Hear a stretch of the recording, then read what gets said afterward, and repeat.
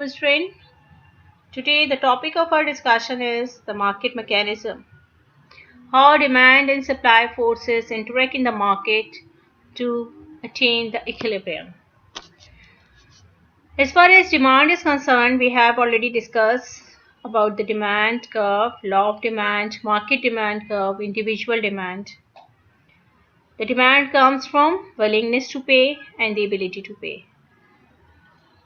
तो अपने previous lectures में हम ये सब कुछ कवर कर चुके हैं कि किस तरीके से इंडिविजुअल का डिमांड कर्व निकलता है from the individual preferences and constraint और फिर किस तरीके से the horizontal summation of individual demand curve आपको मार्केट डिमांड कर्व देती है। जो आपके पास डिमांड कर्व मार्केट का या इंडिविजुअल का हमारे पास आता है वो नेगेटिवली स्लोप डिमांड कर्व होता है। Means keeping all else equal, whenever the price of good increases, its quantity demanded decreases. It is also called the law of demand. कि जब भी other things जो कि डिमांड को चेंज कर सकते हैं, जो कि आपकी प्रेफरेंसेस को चेंज कर सकती हैं, जो आपकी एबिलिटी टू परचेज को चेंज करती हैं, जब भी वो तमाम चीज़ें हम कांस्टेंट रखते हैं, उनमें हम कोई चेंज नहीं लाते, तो आपके प्राइसेस के इंक्रीज होने से डिमांड डिक्रीज हो जाती है। हायर इनकम लेवल जो होता है, यानी जो अदर थिंग्स हमने कांस्टेंट रखी हुई हैं, जब हम उसमें वेरिएशन लाते हैं तो हम कहते हैं कि डिमांड का शिफ्ट हो जाता है। जैसे यहाँ पे हम जब डी से डी डैश पे जा रहे हैं, इसका मतलब है कि जो हमने अदर फैक्टर्स अज्यूम किए थे, income, price of other commodities, means के प्राइस ऑफ सब्स्टिट्यूट, कॉम्प्लीमेंट्स, आपके टेस्ट, जब वो चेंज होता है तो आपकी डिमांड शिफ्ट हो जाती है। This is called the shift in demand. लेकिन जब आपकी ओन प्राइसेस में चेंज आता है तो हम क्या कहते हैं कि this is movement along the curve. Let's suppose this is point A and this is point B. तो जब ए से बी पे मूव कर रहे हैं तो क्या हो रहा है, आपके प्राइसेस जो होते हैं वो डिक्रीज हो रहे हैं यहाँ पे ए से बी के दरमियान मूवमेंट में, और क्वांटिटी जो है वो आपकी यहाँ पे इंक्रीज हो रही है। ठीक है, तो जब मूवमेंट अलोंग द कर्व होता है तो उसको हम कहते हैं चेंज इन क्वांटिटी डिमांडेड, और जब शिफ्ट होता है demand curve, that is because of the shift in, because of the change in other factors like price of other commodities, means of change in the price of substitute, change in the price of complementary goods, change in the income, तो फिर आपका demand shift हो जाता है, the change in demand कहलाता है। और movement along the curve आप कहते हैं change in quantity demanded. For the supply side, now in आज के जो लेक्चर है उसमें हम जो मेन फोकस है वो हमारा सप्लाई साइड है। सप्लाई साइड जब हम बात करें, means we are not talking about the producer or firm. The objective of a firm or producer यहाँ पे हमारे पास क्या होगा, टू मैक्सिमाइज प्रॉफिट। फर्म क्यों प्रोड्यूस करती है, या प्रोड्यूसर जो आपका मार्केट में सप्लाई दे रहा होता है उसका ऑब्जेक्टिव क्या होता है, वो अपना प्रॉफिट रेस कर रहा होता है, उसको अपना प्रॉफिट मैक्सिमाइज करना होता है। The objective of a firm or a producer is to maximize his or her profit. इसीलिए whenever the prices increases, जब भी आपके प्राइस मार्केट में किसी कमोडिटी के लिए इंक्रीज होते हैं तो it's a good incentive for a producer to raise the share of that commodity in the market to capture the profit or to capture the market share, ताकि ज़्यादा से ज़्यादा वो अपना प्रॉफिट मैक्सिमाइज कर सके। यानी हायर प्राइसेस जो हैं वो प्रोड्यूसर के लिए इंसेंटिव हैं कि वो अपना प्रॉफिट रेस कर सकता है। तो when ever the price of a commodity increases, उस पर्टिकुलर कमोडिटी की सप्लाई भी इंक्रीज हो जाती है, keeping all else equal. Again जो ऑल अदर फैक्टर्स हैं, अब सप्लाई को भी पर्टिकुलर गुड है हमारे पास, हमने अज्यूम करते हैं, लेट्स अज्यूम कि हमारे पास कमोडिटी एक्स है। ठीक है, तो एक प्राइस ऑफ एक्स है जो कि उसी कमोडिटी के प्राइसेस हैं, जब इसमें चेंज आता है, जब प्राइस ऑफ एक्स इंक्रीज होते हैं, ठीक है, तो क्वांटिटी ऑफ एक्स जो होगी वो भी इंक्रीज हो जाएगी। यानी हम उसके ओन प्राइसेस के साथ रिलेशनशिप बता रहे हैं। When ever prices increase quantity of x, price of x increases होंगे तो क्वांटिटी ऑफ एक्स इंक्रीज हो जाएगा, कीपिंग ऑल एल्स इक्वल। अब ऑल एल्स क्या है? ऑल एल्स में जो कॉस्ट ऑफ रॉ मटेरियल है, उसके पास वेजेस जो होती हैं, आपके पास कैपिटल की कॉस्ट है, रॉ मटेरियल की कॉस्ट है, जो तमाम अदर फैक्टर्स हैं जो कि सप्लाई को चेंज कर सकते हैं। हमने कहा कि अगर वो तमाम के तमाम फैक्टर्स चेंज ना हो रहे हों, तो फिर अगर प्राइसेस इंक्रीज होंगे तो now producer have an incentive to produce more unit of that particular commodity to capture the to raise his or her profit. जो टूल हम यूज करते हैं सिमिलर वे, जैसे हमने डिमांड में यूज किया था, डिमांड स्केजुअल, एंड फिर हमने उस स्केजुअल से डिमांड कर्व ड्रॉ किया था। यहाँ पे भी हम सप्लाई स्केजुअल को देखेंगे and then we will discuss the supply curve. Schedule, supply का स्केजुअल क्या होगा? A table that shows a quantity supplied at each prices. ठीक है, इस स्केजुअल के थ्रू भी हम ये चीज नोटिस कर सकते हैं कि जैसे जैसे प्राइसेस इंक्रीज हो रहे हैं, प्रॉफिट सीकिंग फॉर्म अपनी क्वांटिटी सप्लाइड बढ़ा रही है। ठीक है, as prices increases the quantity supplied also increases. Now I am talking about quantity supplied. Again मैंने जिस तरीके से क्वांटिटी डिमांडेड में आपको एक बात समझाई है कि जब हम 1-to-1 ओन प्राइसेस के साथ क्वांटिटी का रिलेशन देख रहे होते तो हम क्या कहते हैं कि चेंज इन क्वांटिटी डिमांडेड। इसी तरीके से जब हम ओन प्राइसेस के साथ सप्लाई का रिलेशन देख रहे हैं तो हम कहेंगे चेंज इन क्वांटिटी सप्लाइड। तो सप्लाई स्केजुअल और table shows the quantity supplied at each price. Higher the price, the more that firms are able and willing to produce and sell. जितने ज़्यादा प्राइसेस होंगे उतनी ही फर्म जो होगी वो able भी होगी, क्योंकि उसके पास प्रॉफिट आएगा, प्रॉफिट मार्जिन उसका बढ़ेगा ना, उसकी एबिलिटी टू प्रोड्यूस जो है, प्रोडक्शन है, एबिलिटी टू प्रोडक्शन जो है वो इंक्रीज हो जाएगी, और इसीलिए उसकी विलिंगनेस टू प्रोड्यूस भी इंक्रीज हो जाएगी, और फिर वो फर्म ज़्यादा प्रोड्यूस करेगी at a higher prices. The graphical visualisation करते हैं, जब हम उसी स्केजुअल को प्लॉट करेंगे ग्राफ पे तो हमारे पास क्या आ जाता है? This is the supply curve. On the x-axis we have quantity supplied. On the vertical axis we have the price of that particular commodity.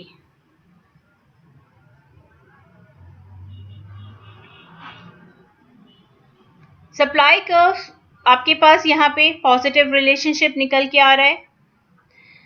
Each and every point of the supply curve, ये क्या show कर रहा होता है?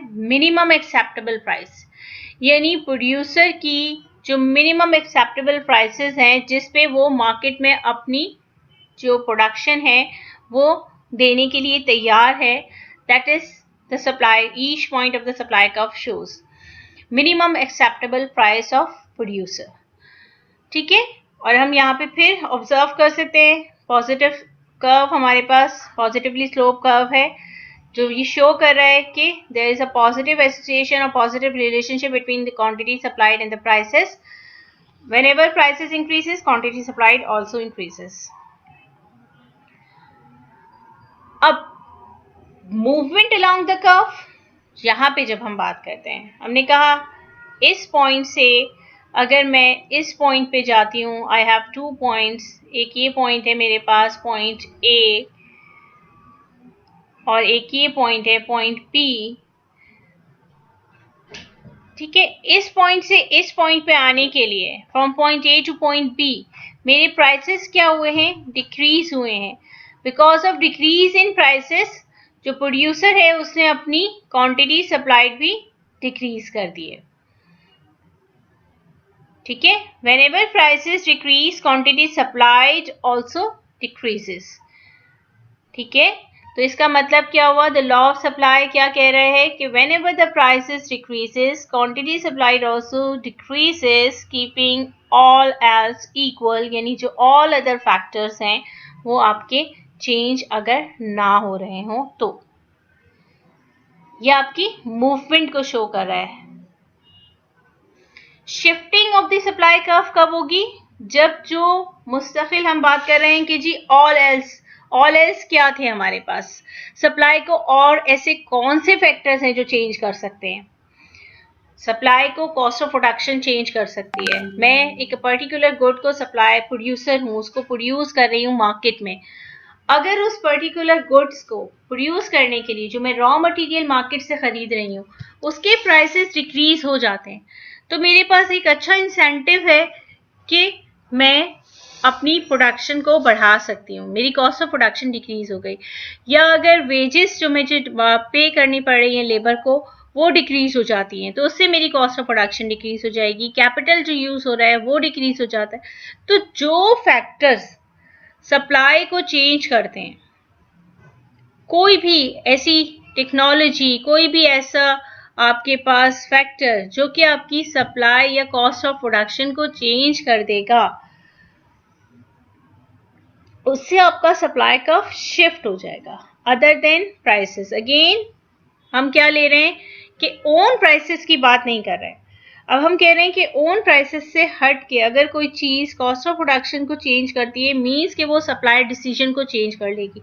अगर मेरी cost of production increase हो जाती है तो फिर मैं उतनी सप्लाई जितनी मैं पहले कर रही हूँ शायद उतनी सप्लाई करने के लिए विलिंगनेस मेरी नहीं रहे। तो इसका मतलब क्या है कि जो ऑल एल्स इक्वल में हमने फैक्टर्स को कांस्टेंट अज्यूम किया था, whenever these factors changes like wages, capital cost, raw material cost, तो जब वो चेंज होते हैं तो सप्लाई कर्व आपका शिफ्ट हो जाता है। इसको हम कहते हैं, क्या कहेंगे? Change in supply. This is called change in supply. जैसे यहाँ पे हमने क्या किया है, सप्लाई कर्व हमने कहा आउटवर्ड शिफ्ट हो रहा है from S to S dash. अब ये कब आउटवर्ड शिफ्ट होगा? Whenever the cost of production decreases. Cost of production उसकी फर्म की डिक्रीज हो गई, लेट सपोज रॉ मटेरियल जो वो यूज कर रहा था उसकी कॉस्ट डिक्रीज हो गई, उसकी वजह से अब सेम क्वांटिटी Q1 जो फर्म पहले प्रोड्यूस कर रही थी अब वो at a lower prices produce करने के लिए तैयार है। ठीक है, the same amount of particular commodity X अब फर्म प्रोड्यूस करने के लिए तैयार है एट ए लोअर प्राइस, क्योंकि उसकी कॉस्ट ऑफ प्रोडक्शन डिक्रीज हो गई है। या मैं ये कह सकती हूँ कि अगर उसको वही prices, cost of production decrease होने के बाद भी अगर फर्म को वही प्राइसेस मार्केट से मिल रहे हैं तो फर्म उस प्राइसेस पे अपनी प्रोडक्शन बढ़ाने के लिए तैयार हो जाएगी, उस पर फिर अपनी सप्लाई ज्यादा करेगी। क्यों? क्योंकि again because of decrease in the cost of production उसका प्रॉफिट मार्जिन बढ़ गया। तो अब उसका प्रॉफिट मार्जिन बढ़ गया तो अगर प्राइसेस में चेंज नहीं आता, प्राइस डिक्रीज नहीं होते, तो now firm is able to produce more unit, तो वो फिर ज्यादा यूनिट प्रोड्यूस करने के लिए मार्केट में तैयार होगी। दोनों तरीके से इसकी इंटरप्रिटेशन हो सकती है, कीपिंग प्राइस कांस्टेंट और कीपिंग क्वांटिटी सप्लाइड कांस्टेंट। अगर कीपिंग क्वांटिटी सप्लाइड कांस्टेंट हम लेके चलेंगे तो फिर हम कहेंगे कि वो एट ए लोअर प्राइस वो क्वांटिटी मार्केट में प्रोड्यूस करने के लिए तैयार है। और when we say that the prices is constant, अगर प्राइसेस कांस्टेंट रहते हैं तो now the profit margin of a firm increases, therefore firm अब ज्यादा क्वांटिटी मार्केट में सप्लाई कर रही है और सप्लाई करने के लिए तैयार है, एबिलिटी भी है टू सप्लाई, क्योंकि उसकी कॉस्ट ऑफ प्रोडक्शन डिक्रीज हो गई है और उसके पास इंसेंटिव भी है because of increase in profit. अब जब ये डिमांड और सप्लाई की फोर्सेस, डिमांड जो मार्केट में क्रिएट हो रही है for a particular commodity and the supply for a particular commodity, जब मार्केट में इन दोनों का इंटरेक्शन होता है, यानी जब हम दोनों डिमांड एंड सप्लाई कर्व को एक साथ ड्रॉ करते हैं, इंटरेक्ट करवाते हैं, demand curve is negatively slope, supply curve is positively slope curve, और जब एक नेगेटिव और पॉजिटिव सप्लाई कर्व एक दूसरे को इंटरसेक्ट करते हैं at point, this is called E, equilibrium point. Equilibrium is a point at which there is no tendency to change. वो point जहाँ पे अब tendency to change नहीं रहा, ठीक है? क्यों? Because the demand of a product, quantity demanded is exactly equals to quantity supplied. यहाँ पे उसकी quantity demanded and quantity supplied exactly equal हो गई है, दोनों चीजें बराबर हो गई हैं। या मैं दूसरे लफ्जों में क्या कह सकती हूँ कि जो प्रोड्यूसर की मिनिमम एक्सेप्टेबल प्राइसेस थी वही कंज्यूमर की मैक्सिमम विलिंगनेस टू पे थी। Demand curve shows maximum willingness to pay of a consumer, ठीक है। क्यू नॉट पे अगर मैं देखूं, let suppose this amount of Q1, अगर मैं इस पॉइंट पे देखूं Q1 पे, इसको मैंने Q1 का नाम दे दिया, तो जो डिमांड कर्व है ये आपका क्या शो कर रहा है, the maximum willingness to pay of a consumer के Q1 यूनिट के लिए कंज्यूमर कितने पैसे देने के लिए तैयार है, ठीक है। Maximum willingness to pay of a consumer Q1 unit के लिए कितनी है। इसी तरीके से जो सप्लाई कर्व है उसका each and every point of supply curve क्या शो कर रहा है, इस पॉइंट पे सप्लाई कर्व शो करेगा कि for Q1 the minimum acceptable prices for a producer, वो प्राइसेस जिस पे प्रोड्यूसर अपने मार्केट में सप्लाई करने के लिए तैयार है वो क्या है, ठीक है। तो जब मैक्सिमम विलिंगनेस टू पे और मिनिमम एक्सेप्टेबल प्राइसेस एक दूसरे के बराबर नहीं आएंगे तब तक मार्केट इक्विलिब्रियम में नहीं आएगी। जैसे अगर हम एट प्राइस P1 देखें तो इस पे क्योंकि प्राइसेस बहुत हाई हैं तो डिमांड जो है वो कम है, लेकिन हायर प्राइसेस इंसेंटिव है फॉर अ प्रोड्यूसर, तो वो सप्लाई ज्यादा देने के लिए तैयार है। तो मार्केट में सप्लाई ज्यादा है और डिमांड कम है। ज़्यादा सप्लाई है लेकिन उसको कंज्यूम करने के लिए आपके पास इंडिविजुअल कंज्यूमर्स मौजूद नहीं है, तो मार्केट में सरप्लस जनरेट हो गया। अब वो कमोडिटी मार्केट में मौजूद तो है लेकिन उसे कोई परचेज नहीं कर रहा, सरप्लस है, ठीक है। इसी तरीके से अगर प्राइसेस बहुत ज़्यादा लो होंगी तो लो प्राइसेस क्या कर रही हैं, इंडिविजुअल कंज्यूमर्स की एबिलिटी टू परचेज बढ़ा रही है। मार्केट में डिमांड तो बहुत ज़्यादा आ जाएगी क्योंकि at a lower price individual की जो परचेसिंग पावर है वो बढ़ गई, लेकिन फॉर अ प्रोड्यूसर इतनी लो प्राइसेस पे इतनी क्वांटिटी प्रोड्यूस करना उसके लिए पॉसिबल नहीं है क्योंकि उसको वो इंसेंटिव नहीं है, उसका प्रॉफिट उसका मैक्सिमाइज नहीं हो रहा। तो इस पे जो मिनिमम प्रोड्यूसर प्रोड्यूस कर सकता है एट P2, वो उसका अमाउंट जो है वो कम है, ठीक है। तो इसका मतलब क्या हुआ, at P2 when prices are lower, तो आपके पास सप्लाई तो बहुत कम है लेकिन डिमांड बहुत ज़्यादा बढ़ गई है। तो डिमांड बढ़ने की वजह से शॉर्टेजेस क्रिएट हो गए, मार्केट में लोग डिमांड कर रहे हैं लेकिन वो चीज़ मार्केट में मौजूद नहीं है। जब भी सप्लाई और डिमांड इक्वल नहीं होती, इधर देयर इज अ सरप्लस और शॉर्टेजेस, तो इसका मतलब क्या है कि अब टेंडेंसी टू चेंज है। किस में चेंज की टेंडेंसी होगी, प्राइसेस में। प्राइस वो आपके पास टूल है जो कि इन दोनों चीजों को इक्विलिब्रियम में लेके आएगी।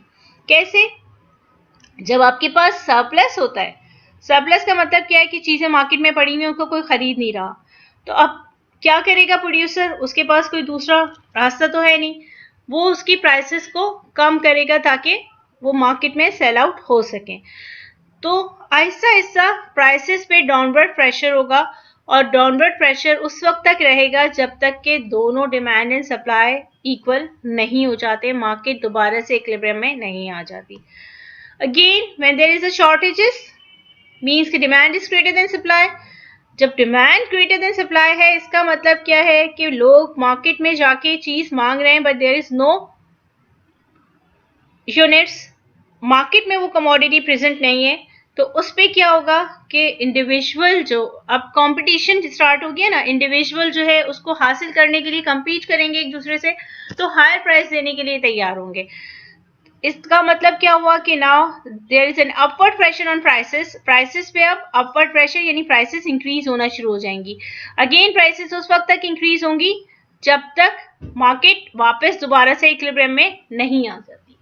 तो इस तरीके से मार्केट में इक्विलिब्रियम आता है, और जब डिमांड एंड सप्लाई यानी quantity demand is exactly equals to quantity supplied हो जाती है, मींस कि maximum willingness to pay of a consumer is exactly equals to minimum acceptable price of a producer, then we say the market is in equilibrium.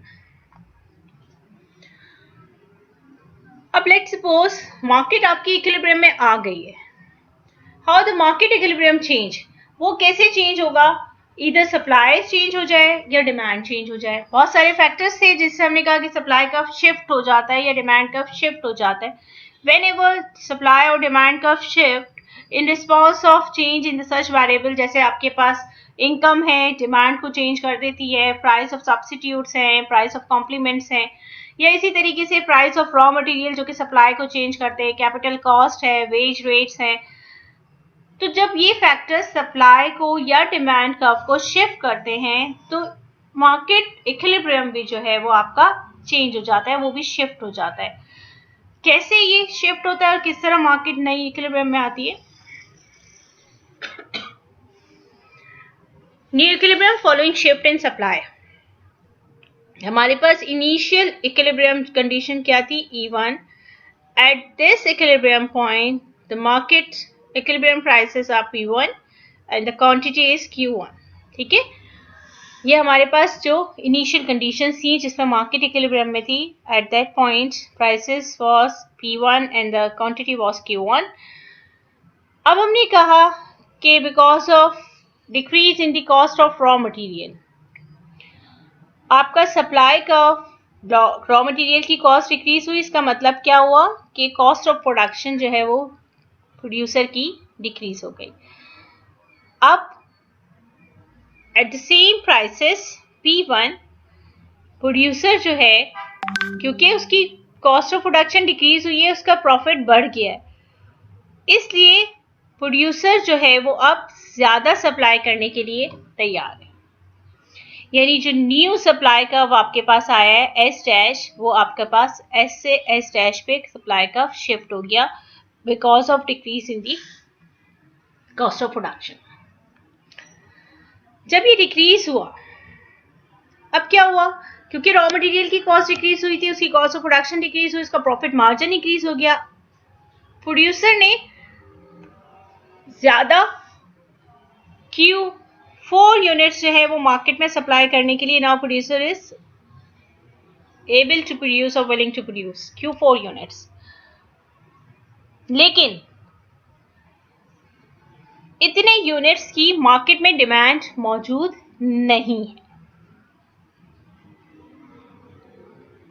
Demand में तो change नहीं आया था ना, प्राइसेस में चेंज, सप्लाई की side पे change आया था। प्रोड्यूसर का प्रॉफिट मार्जिन बढ़ा, उसने अपनी प्रोडक्शन बढ़ा दी, लेकिन उसकी प्रोडक्शन बढ़ाने से क्या हुआ कि मार्केट में सरप्लस जनरेट हो गया। अब जब मार्केट में सरप्लस जनरेट होगा तो क्या होगा? डाउनवर्ड प्रेशर ऑन प्राइसेस होगा, प्राइसेस डिक्रीज होंगे, और उस वक्त तक डिक्रीज होंगे जब आपका जो इनिशियल जो आपका डिमांड कर्व है, क्योंकि यहाँ पे हमारे पास डिमांड चेंज नहीं हुआ था, तो जो आपका डिमांड कर्व है वो आपके न्यू सप्लाई कर्व से इंटरसेक्ट ना करे। यानी एट पॉइंट E2 जहाँ पे डिमांड कर्व इंटरसेक्ट कर रहा है द न्यू सप्लाई कर्व को, S डैश को, इस पॉइंट पे आपकी मार्केट दोबारा इक्विलिब्रियम में आ जाएगी। This is the final point, equilibrium point after the change in supply. ठीक है, after the change in supply, अब सप्लाई चेंज हो रही है, यानी शिफ्ट हो रहा है supply because of change in the cost of production. तो यहां से हमने क्या कंक्लूड किया? जब आप यहाँ पे आए तो इनिशियल पॉइंट से अगर आप देखें तो इस पॉइंट पे प्राइसेस आपके डिक्रीज हो गए फ्रॉम P1 टू P3, और आपकी जो क्वांटिटी सप्लाइड है इनिशियल ये था और फाइनल आपके पास ये है, तो डायरेक्शन क्या हो गई इसकी इंक्रीजिंग है। Lower cost result lower prices, ठीक है, एंड इंक्रीज सेल। इसी तरीके से हायर कॉस्ट रिजल्ट, अगर कॉस्ट ऑफ प्रोडक्शन बढ़ जाएगी क्या होगा? फिर आपने इसको करना है और इसका ग्राफ बना के मुझे सेंड करना है। New equilibrium following shift in demand. अगर आपके पास सप्लाई वही रहती है लेकिन डिमांड में चेंज आ जाता है तो फिर क्या होगा? Whenever demand change, let's suppose because of increase in income, आपके डिमांड का आउटवर्ड शिफ्ट हो जाता है, ठीक है, इंक्रीज इन इनकम से आउटवर्ड, डिक्रीज इन इनकम से बैकवर्ड। इसी तरीके से सप्लाई कब आउटवर्ड या नीचे की तरफ कब शिफ्ट होगा? जबकि आपकी कॉस्ट ऑफ प्रोडक्शन डिक्रीज होगी। अगर कॉस्ट ऑफ प्रोडक्शन इंक्रीज हो जाएगी तो सप्लाई कब अपवर्ड शिफ्ट हो जाएगा। तो यहाँ पे हमने उसको डिमांड कर्व को शिफ्ट किया, हमने कहा डिमांड कर्व शिफ्ट हुआ है from D to D1 D dash. Demand increase होने से क्या हुआ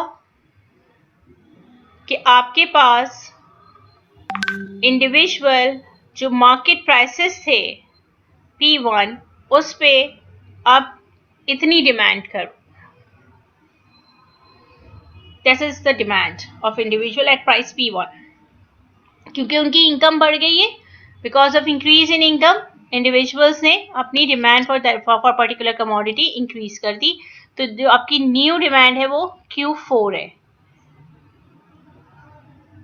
लेकिन इस डिमांड को पूरा करने के लिए जो मार्केट में गुड्स की सप्लाई है वो तो चेंज नहीं हुई है। तो इससे क्या हुआ कि यहाँ पे शॉर्टेजेस क्रिएट हो गई। ठीक है, शॉर्टेजेस क्रिएट हुई, supply is less than demand. यहाँ पे आपके पास क्या है, इस कंडीशन में supply is less than demand है आपके पास।